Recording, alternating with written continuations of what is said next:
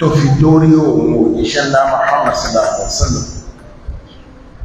Ọwá jẹ́ oyé wa lẹ́yìn òun kò sánàbí ní ìmọ̀ tí ó tún gbé mẹ́sẹ́jì ní ìwà yàtọ̀ sí ètò àti parí kọmọ́bà àrúwá lójú. Ó ní Ìsá ń padà bọ̀ sallallahu alaihi ó sọ ibi tí ó ti padà, ó ṣe bí ó sọ bí ó ṣe dé ní tí ó bá. Ó ní kí tó bá kú ìṣẹ́jú kan táyé ó parẹ́, ọba adẹ́dà ó fa ìṣẹ́jú kan ogun tí wọ́n fi bí ọmọ kan nílùú Mẹdínà. Abdullahi ló kọ rẹ̀, Muhammad ló kọ rẹ̀ ọmọ jẹ́, ó kọ bàbá rẹ̀ ọmọ jẹ́ Abdullah. Òun ni Mahdi, ẹni tí ó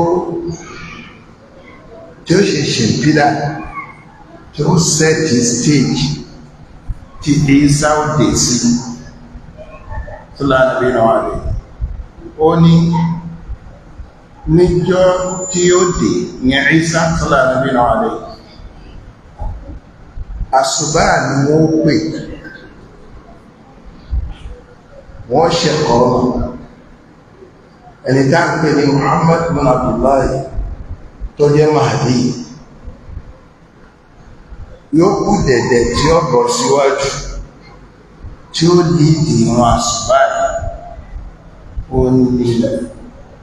Màláíkà Jibril alayhi salam yóò sọ Ìsá kalẹ̀, kò fi máa bá nìkan. Ó ní irun orí rẹ̀ dúdú kìchìkìchì bí ìgbà tí omi ọmọ káàdẹ̀ lára rẹ̀.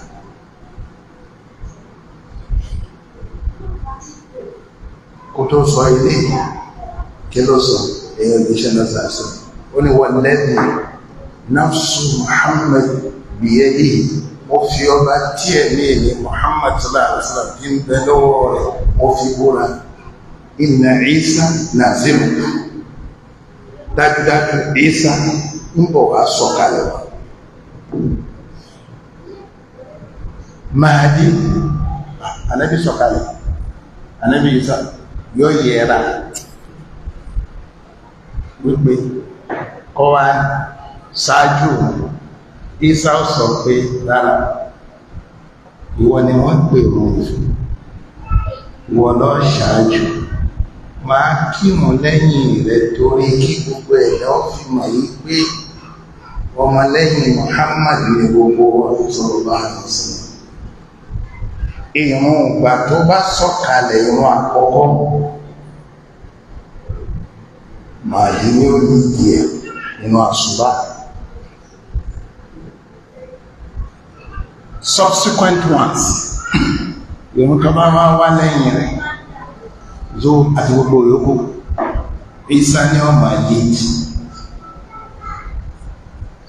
tó bá nàbẹ̀rẹ̀ wà rẹ̀.